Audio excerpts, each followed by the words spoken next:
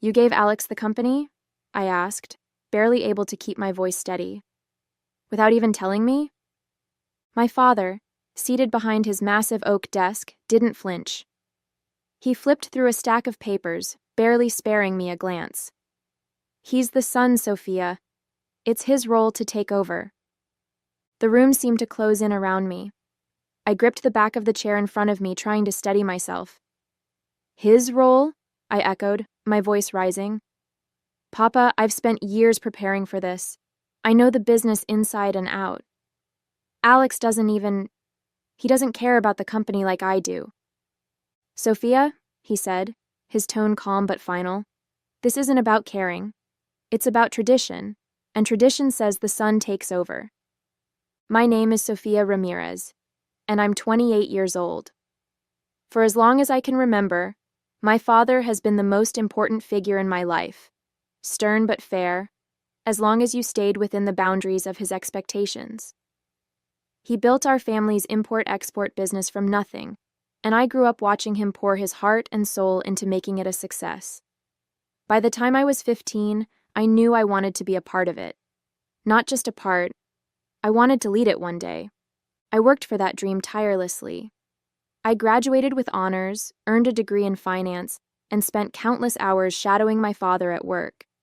I took on internships that gave me hands-on experience in logistics and operations, and I even started proposing changes to improve efficiency. My father always nodded approvingly at my ideas, saying things like, "You're sharp, Sophia.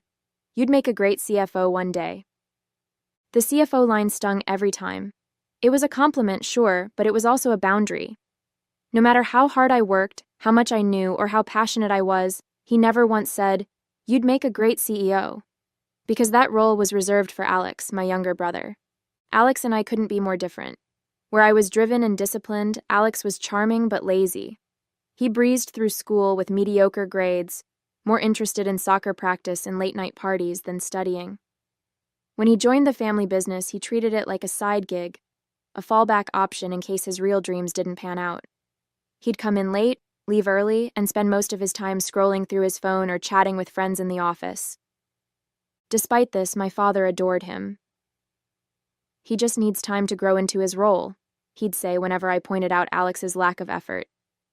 "He's still young." It was infuriating, but I kept telling myself that my work would speak for itself. That one day my father would see what I was capable of and reconsider. But now, standing in his office, hearing him dismiss me with the wave of a hand, I realized I'd been fooling myself.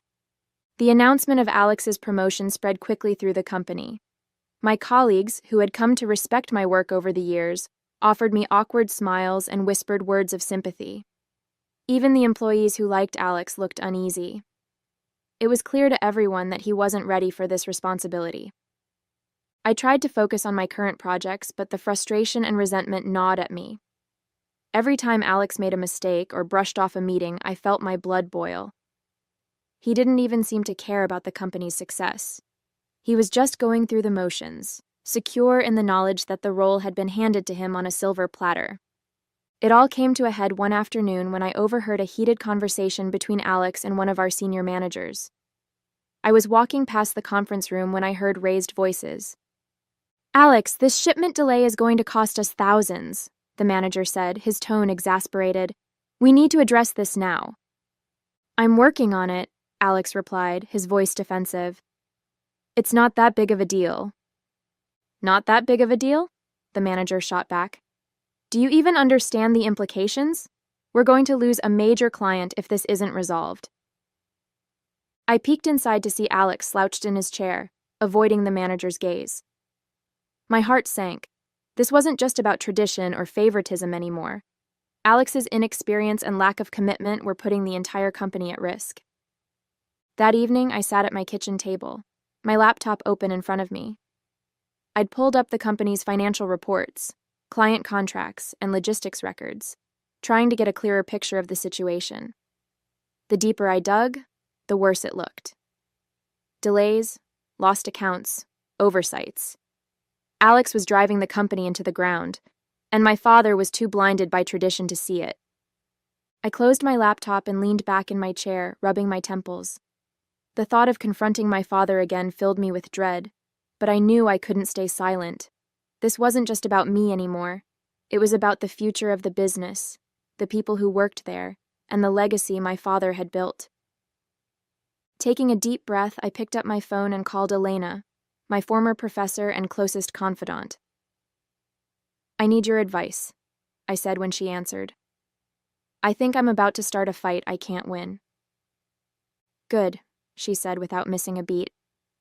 "That means it's worth fighting for." The business's struggles became impossible to ignore. Within weeks of Alex taking over, delayed shipments and missed deadlines had started piling up. The company's once pristine reputation was now being whispered about in industry circles, and loyal clients were quietly exploring other options. My father, ever the optimist where Alex was concerned, continued to excuse his mistakes.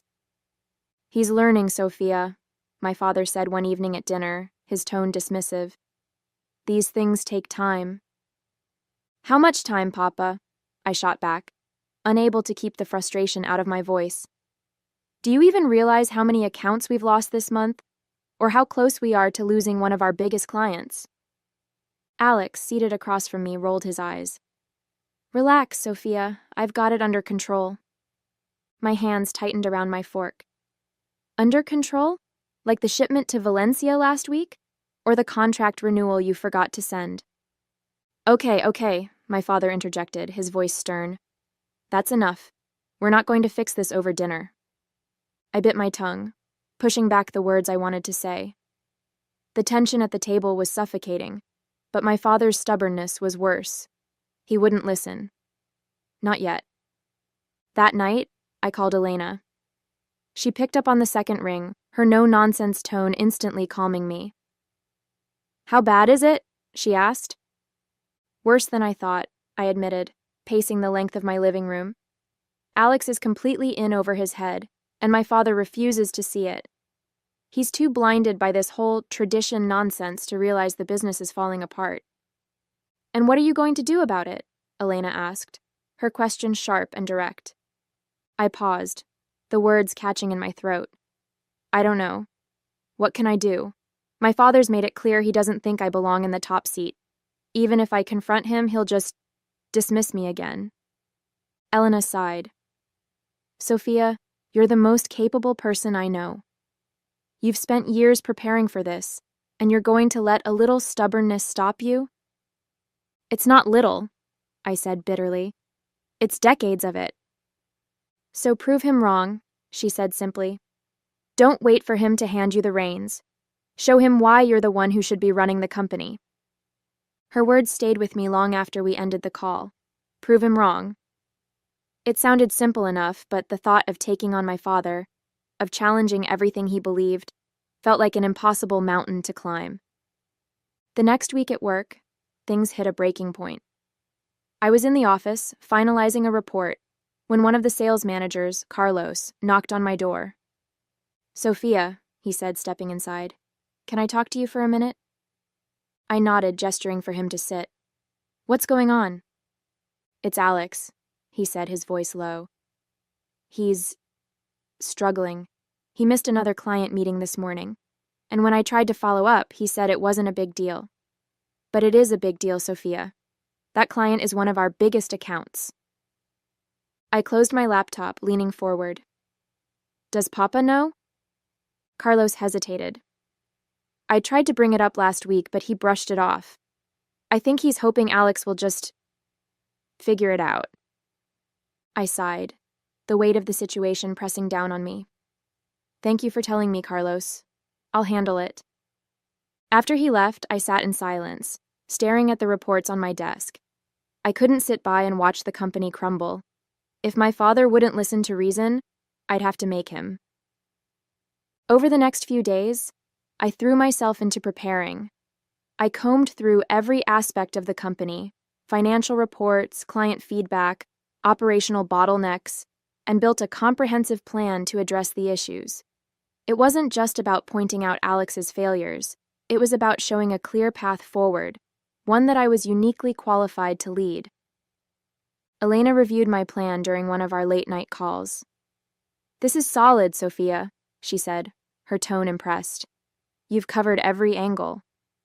"Thanks," I said, though my stomach still churned with nerves. "But will it be enough? You know how my father is." "Forget about what he'll say," Elena said firmly. "This isn't just about him. It's about the company, the people who work there, and the future you want to build. Go in there and own it." With my plan finalized, I decided to call a family meeting.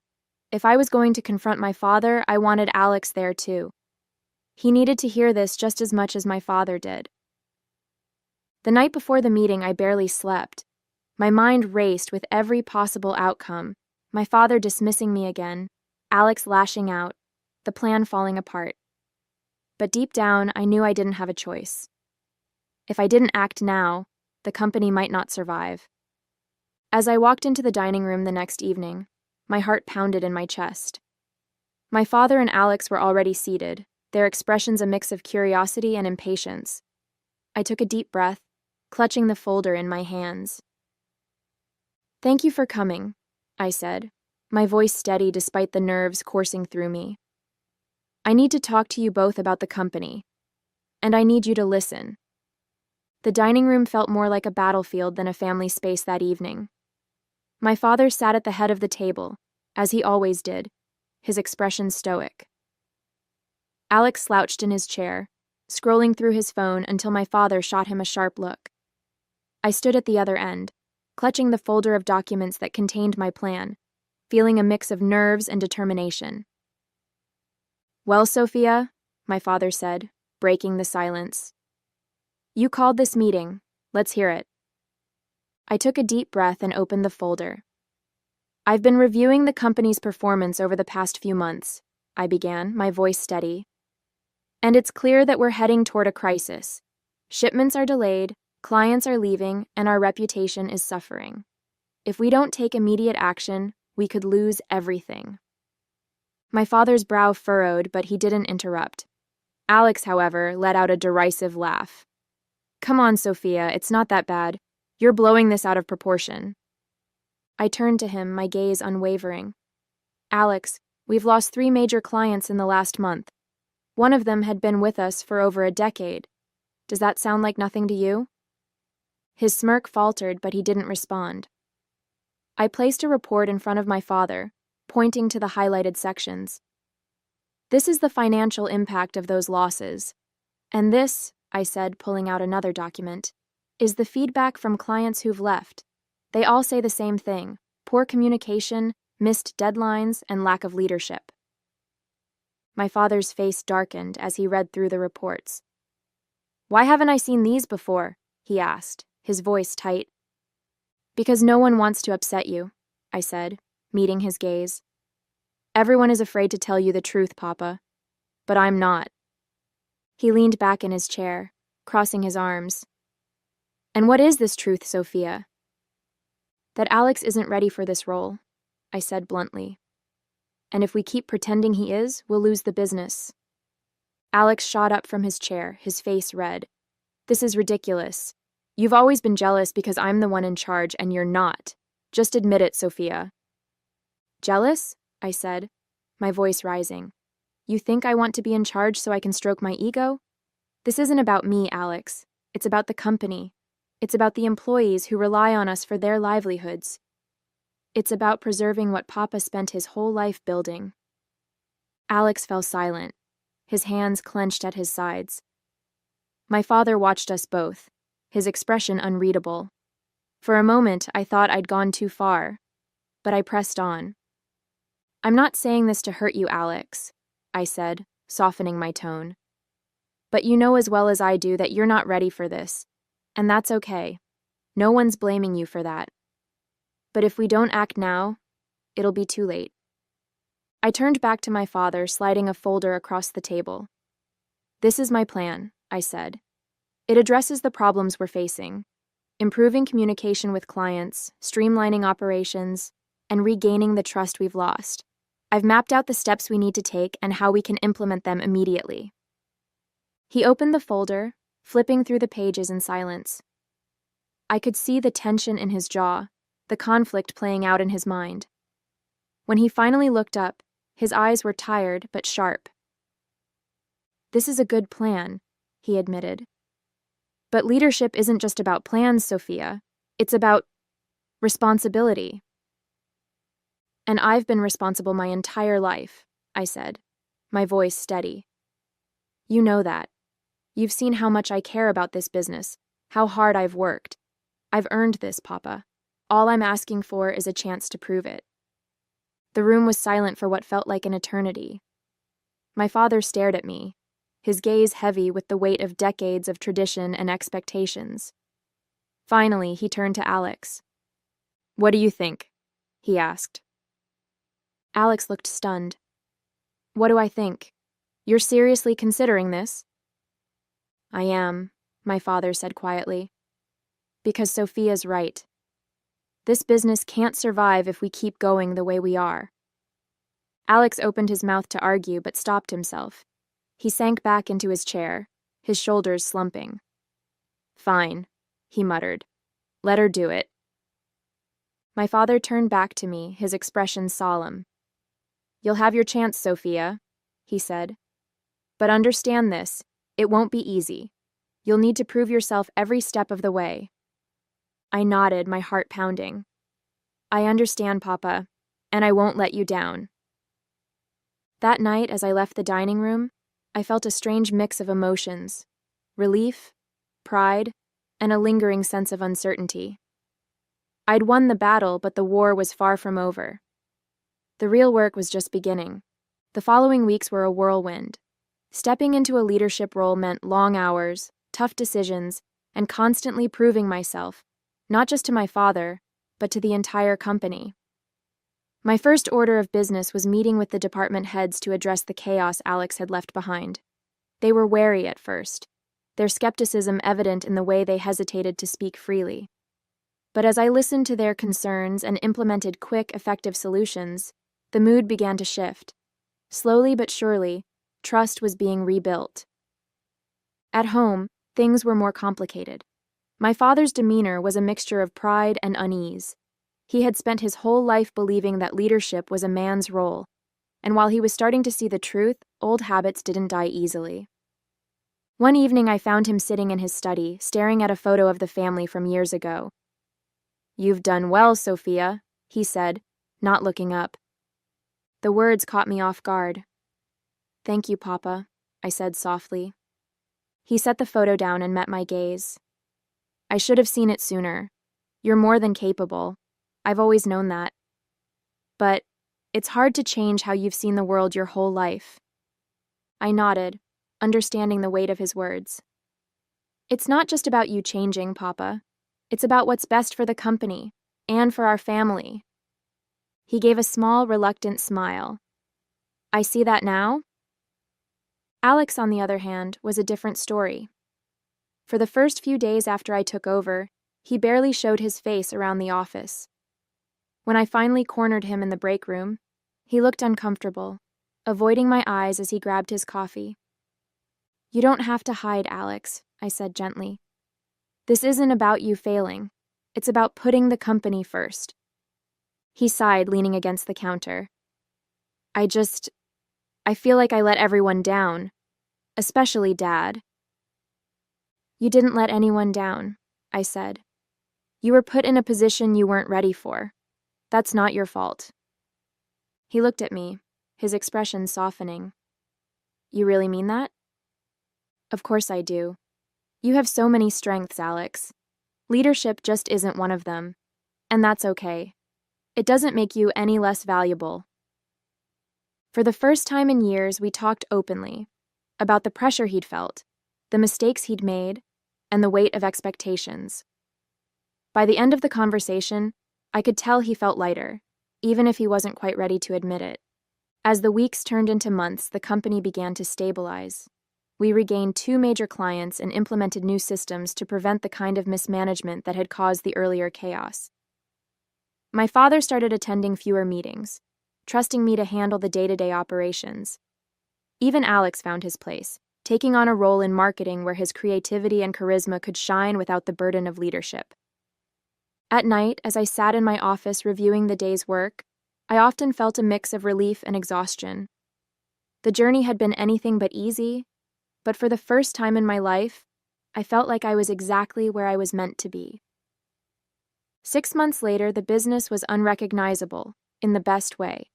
Systems were running smoothly, client relationships were stronger than ever, and the morale among employees had visibly improved. I'd worked hard to rebuild the trust that had been fractured, and the results were starting to show. Every success, big or small, felt like a validation, not just of my leadership, but of my worth. For the first time, I felt truly confident in my role. The doubt that had haunted me for years, the feeling that I needed to prove myself, was fading. I knew I belonged here. Every decision I made, every problem I solved, solidified that belief. It wasn't about pleasing my father or outshining Alex anymore. It was about doing what I loved and doing it well. My father had changed too. He no longer hovered over my decisions or questioned my judgment. Instead, he asked for updates with genuine curiosity and offered advice only when I sought it out. One afternoon, he stopped by my office, a rare visit these days. "I was going through the old client records," he said, leaning against the doorframe. "You brought back a client we lost 5 years ago. I couldn't do that, but you did." I smiled, feeling a warmth I hadn't expected. "Thanks, Papa. It wasn't easy, but I knew it was worth it." He nodded, his expression softening. "I'm proud of you, Sophia. You've done more for this company than I ever could have imagined." Hearing those words from him, after everything we'd been through, was more satisfying than I could have hoped. It wasn't just about the business anymore. It was about his respect, something I'd spent my whole life chasing. Alex was thriving too, in his own way. He'd embraced his role in marketing, using his creativity and natural charm to bring fresh ideas to the company. He even started pitching new campaigns to me during our meetings, and while we didn't always agree, there was a new sense of collaboration between us. For the first time, we weren't competing. We were working together. At home, things felt lighter. Family dinners were no longer filled with tension, and my father had started asking about my ideas and plans, listening in a way he never had before. Even my mother, who had always stayed quiet during these debates, began chiming in with encouragement and praise. One evening, as I walked through the office after hours, I stopped by the conference room and looked out at the view of the city lights. This was my company now. Not because it had been handed to me, but because I'd earned it. I thought about the girl I'd been 6 months ago, angry, overlooked, and unsure of her place. That girl was gone. In her place was someone stronger, more confident, and unafraid to fight for what she deserved. This was just the beginning. There were more challenges ahead, more mountains to climb, but I knew I could face them. The company was thriving, my family was healing, and I was finally living the life I'd always envisioned, not by chance, but by choice. As I turned off the lights and locked the office for the night, I felt a deep sense of peace. This wasn't just my victory, it was my future, and I couldn't wait to see what came next.